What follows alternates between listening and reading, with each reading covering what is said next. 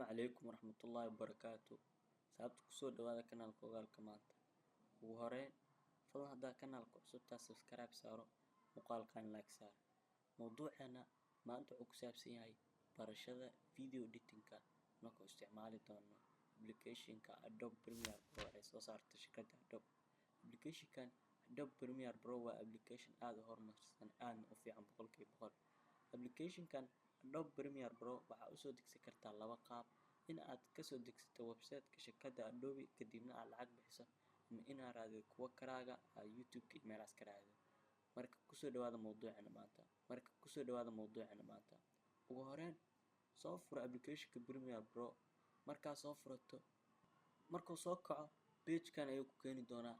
Waxaa sameeyay laba qaab ayaa gudaha loogu gudbaa meesha editing.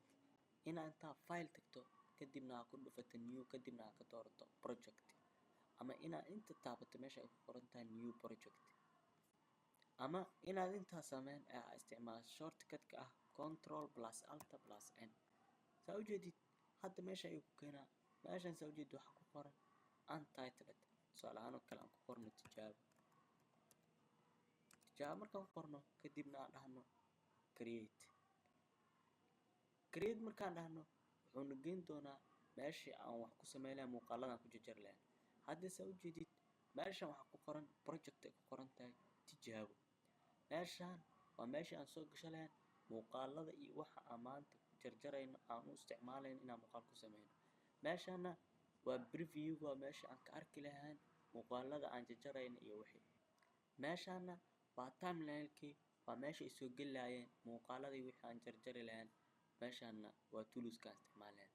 ugu horreyn si aad u soo gelido muuqaalo, meesha ay ku qoran tahay import media to start, double click si laba mar taabo. kadib markaad taabto waxaad soo doortaa muuqaalada aad u baahan tahay inaad wax ku sameydo. hadda anaga tusaale ahaan oo kale saddexdaa muuqaal ugu horeeda ayaan dooranaynaa, kadibna waxaan leenahay open. hadda saa u jeedid saddexdii muuqaal meeshan ayuu noo soo geliyay project ay ku qorneed tijaabo. marka saddexdaa muuqaal waxaan keenaynaa thumbnail-ka, markaas ayaan jarjarida kadib bilaabeynaa. haddii aan ka bilaabno muuqaalka ninkan waa soo jiiday, kadibna meeshaan thumbnail-ka ayaa kusii deeyay. saa u jeedid muuqaalka dirtaan wuxuu noo soo galay thumbnail-kii.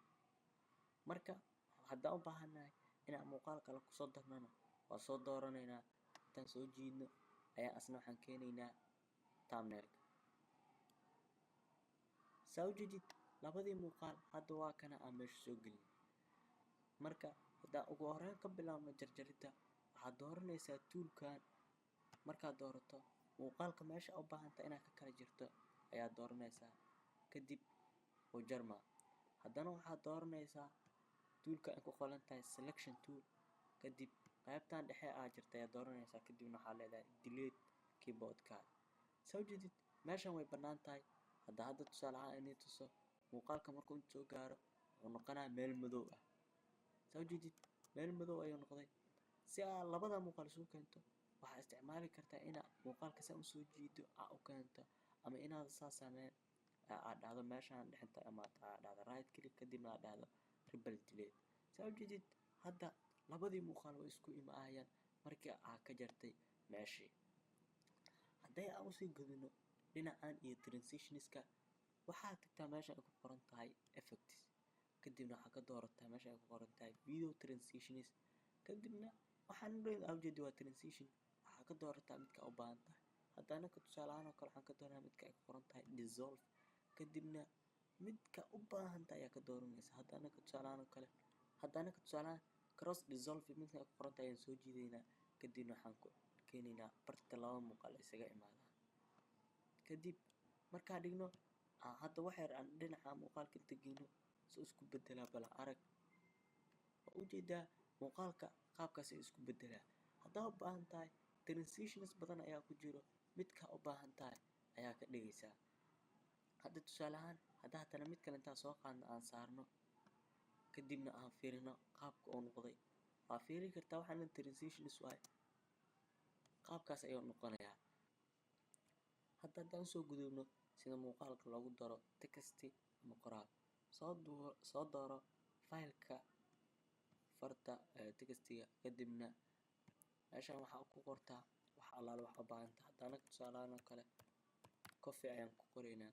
Kadib coffee markaan ku qorno farta dooro oo selection saar, kadibna waxaa imaataa essential graphics. Essential graphics markaa imaato hoos u soo soco. Hadda tusaale ahaan fartan cabirkeeda waa 93. waa weynay kartaa waana yaray kartaa. Hadda anaga tusaale ahaan oo kale 110 ama 153 okay waaye. haddii tusaale ahaan oo kale aad rabtid farta qoraalkeeda inaad bedeshid, waxyaabo badan farar badan ayaa inta ku jiro, midda u baahan tahay ayaa ka dooranaysaa. Hadda tusaale ahaan oo kale tan haddaan doorano ujeedaa farta way isbedelaysaa. meeshaana haddaa hoos u soo baxdo meeshaan waxaa laga bedelaa farta kalarkeeda. haddaa inta ku dhufano farta saa ujeedid madow ayaa noqonaysaa. kalarka allaale kalarkaa rabta ayaa ka dhigi kartaa. saa ujeedid meeshaan guduud kalarkaa rabta ayaa ka dhigaysaa. kadibna waxaa leedahay okay. saa ujeedid hadda fartaan meeshaan ayay taalaa.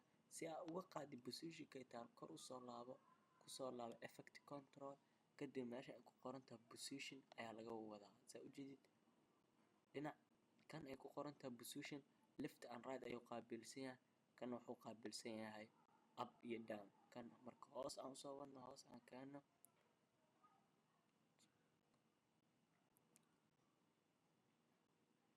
had saa ujeedid waxaan bedelnay farta kalarkeeda iyo meesha ay taalay iyo sizekeeda.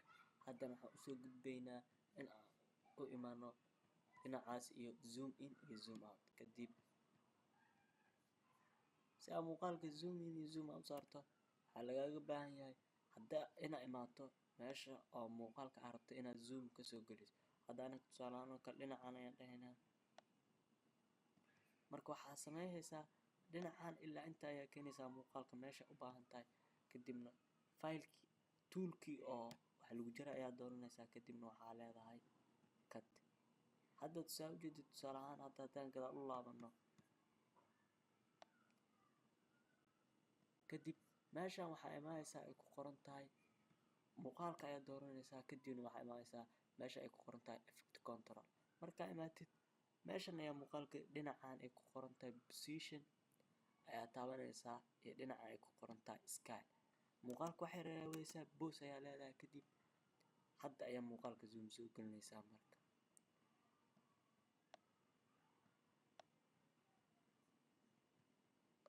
intaa u baahantahay ayaa keenaysaa. hadda markaa muuqaalka saa zoom soo gelisid bal aan aragna qaabka uu noqday. aan soo bilowno muuqaalka say transitions isku bedelayaan iyo farta qoraalka saan ka dhignay. markaad joogtid farta qoraalkan say usoo gelaya bal aan aragno iyo sida uu zoom inka iyo zoom outka usoo noqonayo. waa ujeedid qaabka oo muuqaalka zoomka usoo galay. marka mawduucana maantaas ayuu ku yahay. qaybtan waa qaybtii koowaad. la soco qaybaha kale ee xiga. maca salaamo.